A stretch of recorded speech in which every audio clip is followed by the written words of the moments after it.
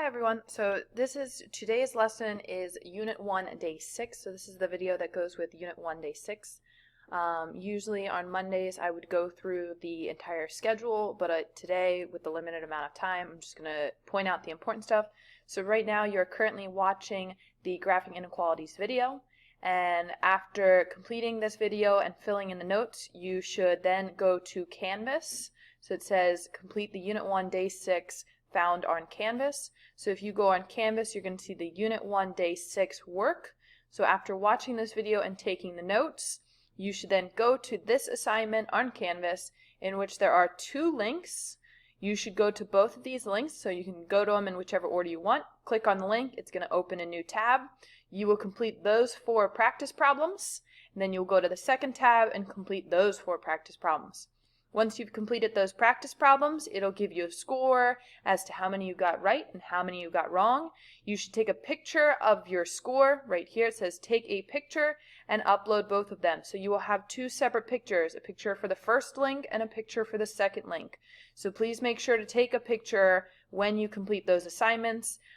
You can read this further, but like it says, do not log off until, when you go to this link, do not log off until you've taken a photo. Because if you log off, you're going to have to go back to this link and redo the 4 practice problems. Another important thing here is to note that these links you have to have done by 2:30. So this video is going to be about 15 minutes long, and a class is 42 minutes long. So once you finish this video and take your notes, you should have an additional about 20 minutes to go do these total of 8 practice problems. Okay, and submit it to Canvas by 2:30. This is not a homework assignment. This is not something you can go home and do. You should do it today in class during your math time slot, okay? Again, it needs to be in by 2:30 because this is what will count as your attendance. If you do not submit it by 2:30, if you do not submit those photos by 2:30, you will be marked absent since I am not there in class to be taking that attendance. And there will be a sub in the class, okay? So keep that in mind. It has to be in by 2:30 or you will be marked absent, okay? That is critical. This is not homework. It needs to be done in class during your 42 minutes. So let's get into the notes and talk about what we're going to be looking at this week. This week we will be looking at all different types of inequalities, and then later we'll look at absolute values, but today is just the introduction and reminder of inequalities. Hopefully you've seen inequalities before in Algebra 1. So basically what this says is this top part is more just kind of notes. And it says if you read an example like this, it says x is bigger than, it always eats kind of the bigger number, so the little chompy thing always eats the bigger number. Therefore x is bigger than 2. You might want to write next to it, just so you remember, like greater than. Okay, so greater than 2, and these number lines over here on the side are just like a rough kind of general idea to help you out. So somewhere on the number line you would have a 2. If you're saying that x has to be greater than 2, you would want to do an open circle, and I'll explain why when we get to the equal to ones. And it kind of goes in the direction that this points at. So you can kind of see it's pointing this direction. So you're going to kind of color that way, and that is how we would graph that inequality. The next one goes the other direction, in which case x is smaller than 2 because it's eating the bigger number, so it has to be smaller than 2. So we would say less than, in which case, again, put your 2 wherever you want. It should be an open circle, and I'll explain that in a second in the next one. And again, it kind of points the direction that you want to be going. So there's my inequality symbol, and it should be pointing this direction. So we draw our arrow going that way. And again, you're going to have some practicing drawing inequalities, so that's why we're going over this. These ones are when you start getting into the line underneath. And if you think for a second and say, what does that line underneath mean? Basically, it's saying it's a combination of this symbol here and this symbol here. So the first symbol reads greater than, and the second symbol reads equal to. So this one would be our greater than,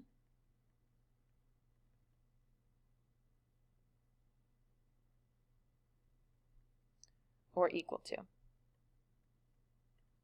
Okay, so greater than or equal to, it's a combination of those 2 symbols. So again, we're at that 2 value, and here's where the open circle comes in difference.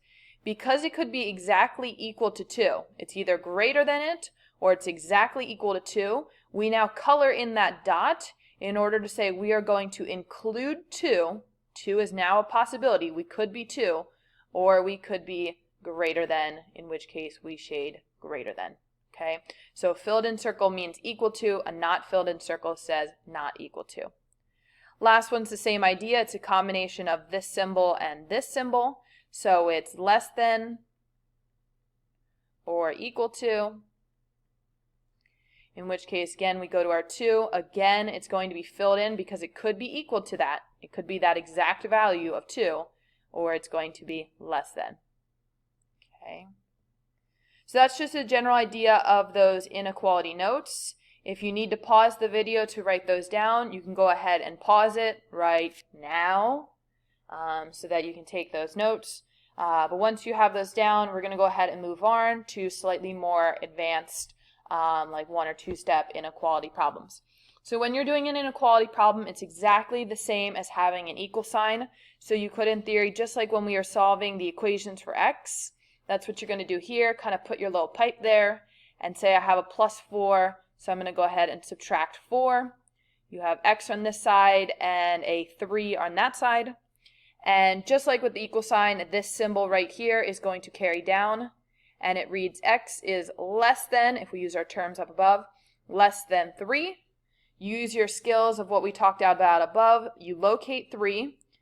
Ask yourself, is it an open or closed circle? This one should be open because it's not equal to. And then the arrow should be pointing this direction, so we now color this direction. Okay? Doesn't have to be perfect, but just enough that you know which direction you are shading and why. Now, one of the questions you might be having is the idea of why do we shade that direction is because any x value that we pick in this shaded zone will be less than 3. Okay. For the purpose of time, I'm going to skip the second example just because I only have 15 minutes, but you can check out the answer key if you want to see that a little bit further. This section right here, the important thing is to remind you guys that anytime you divide or multiply by a negative number, there's a special rule with inequalities that you have to remember, which is to flip the inequality symbol. So we're just going to do one of these, well, we'll do both of them, but we'll keep it short and sweet. In this first example, if I were to solve this, I'm going to go ahead and divide by a 3. Okay, in which case, negative 18 divided by 3 would be negative 6. But sometimes people think, oh, I should flip it, there's a negative. But did you actually divide by a negative? No, what we divided by was a positive 3, and therefore we don't have to flip the sign on this one. So you could write on here, no flip. You know, we did not flip the sign. Over here in the second problem, there's actually a little technical glitch. For some reason, the negative sign is way over here. So we're going to go ahead and move that negative sign over. I might fix that on your guys's, but for me it got glitched over there. Anyways, so looking at this example, we now have a negative 4x. So I want to get rid of the negative 4x. I divide it on both sides. Gives me a negative 5. But here we actually divide it by a negative. So this inequality symbol is now going to flip directions. Okay, so anytime you divide by a negative, make sure you flip that inequality symbol. Moving on to the second page. The second page, these are some strange solutions. So let's go through this as if we were solving, just like before. Nothing special here. You can draw in your pipe if you want to. And what we're going to do here is we're going to want to get our x's on the same side. So let's say I take this 5x and I subtract it over. The first thing you should notice is actually the 5x's cancel out and leave me with 4 is less than 8. Kind of weird. There's no x's here. So how am I supposed to graph something if it's not saying x is less than this or this and that? Anytime that the x disappears, we call this a strange situation. So the first thing we have to do is ask ourselves, is this true? Is 4 less than 8? This is true. Anytime you have a true statement, that means as far as what solution will work, the entire number line. Both directions, there's no starting point, it's just the entire number line. If we look at the second example over here and I start to solve this and I say add x to both sides, you'll notice the same thing happens here. The x's go away, and it now says -6 is greater than or equal to 12. Is this true? No, it is not. This is false. Anytime you have false, there is no solution. You don't color anything in, there's nothing on the number line, nothing will work because it's a false statement. No matter what you plug in, it will not work.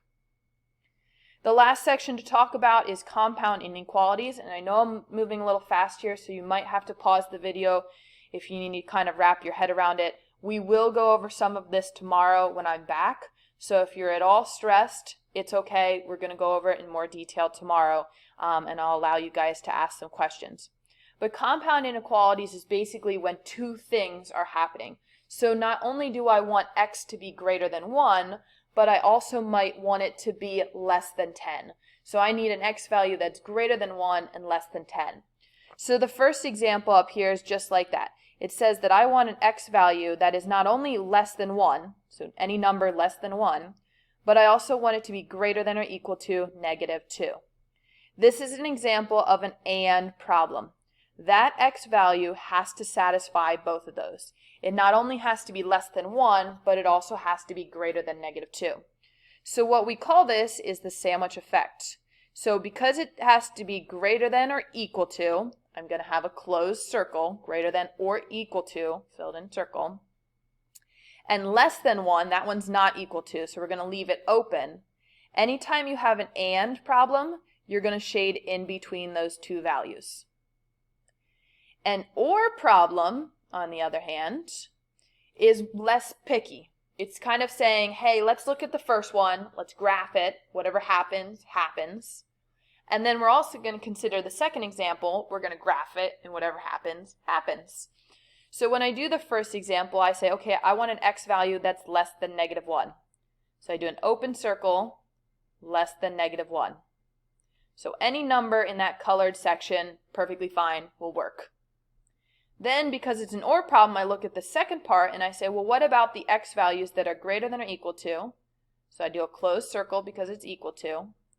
Greater than is going to go this direction.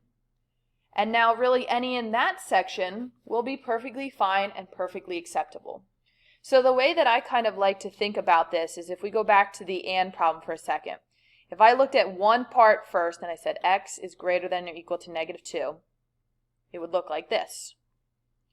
If I looked in the next section, x is less than 1, it would look like this. In AND problems, you're always looking for the overlap section. In OR problems, we don't care if there's an overlap or not. Maybe it overlaps, maybe it doesn't matter. OR problems, you just color it in, and whatever you colored, you leave it as is. But AND problems, you always have to go back and say, well, I only want the overlap section, so none of this works, and none of that works, and therefore only the overlap section works. So AND problems are a little bit more finicky. In the remainder of our time, I'm just going to show you one last detail here as far as solving problems. So obviously this first one looks like an AND problem, which it is, and this second one is obviously an OR problem. When you're working with an AND problem, specifically one that looks like a sandwich, meaning there's, a left side, a right side, and a middle, right? Anytime you're working with a sandwich problem, whatever you do to one side, like I'm getting rid of the 8, you have to do to all of the pieces. So just keep that in mind anytime you're solving one of these. This would be a -3, leaves me with a 3x on the inside, and on the other side I'm going to have 12. I divide by 3, but I have to do it to all the pieces. So keep that in mind with AND problems. ORs, on the other hand, just solve one at a time. You don't have to do the same thing in both columns. But otherwise, I'm down to the last couple of seconds in my 15-minute limit here. So fill in those notes, go do those 2 links on Canvas, and that's it. No homework tonight. If you have any major questions, I promise I'll answer them tomorrow. We have an entire workday to go over this stuff.